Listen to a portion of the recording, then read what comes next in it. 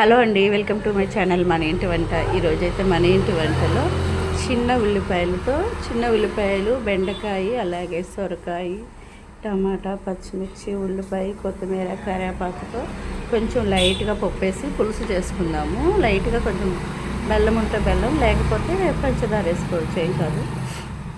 నా దగ్గర అయితే పంచదార ఉంది, బెల్లం మొక్క అయితే లేదు. కాబట్టి ఈ ముక్కలన్నీ ఆయిల్ వేయకుండా ఈ ముక్కలన్నీ ఉల్లిపాయలు, సొరకాయలు, బెండకాయలు, అలాగే టమాటా, పచ్చిమిర్చి, కరివేపాకు, కొత్తిమీర, ఉప్పు, పసుపు అన్నీ వేసి కొంచెం నీరు పోసి పొయ్యి మీద మగ్గనిచ్చాలి.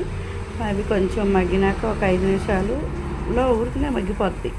ఎందుకంటే సొరకాయ లేతదే, అలాగే చిన్న ఉల్లిపాయలు, టమాటాలు అన్నీ ఊరికినే మగ్గిపోతాయి. కాబట్టి ఈ ఒక 5 నిమిషాల్లో మగ్గిపోతాయి. కొంచెం లైట్గా పెసరపప్పు కానీ కందిపప్పు కానీ ఉంటే మనం లైట్గా ఉడకపెట్టుకొని కొంచెం చింతపండు రసం కలిపేసుకొని మనం లైట్గా కలుపుకుంటే సొరకాయ పులుసులోకి కొంచెం పప్పు వేసామంటే కొంచెం చిక్కదనంగాను బాగుంటుంది అనమాట. అంతకు మించి ఏమలేదు. పలుసగా కాకుండా కొద్దిగా పప్పు వేస్తే సొరకాయ పులుసుకి కొంచెం టేస్ట్ వస్తుంది. అందులో కొంచెం బెల్లం కానీ పంచదార కానీ వేసుకుంటారు. ఎక్కువ శాతం బెల్లమే వేస్తారు. బెల్లం లేని సమయంలో కొంచెం పంచదార వేసుకున్నామంటే మన ఇంట్లో ఉన్న కూరగాయలతో సొరకాయ పులుసు రెడీ అయిపోయింది అన్నమాట.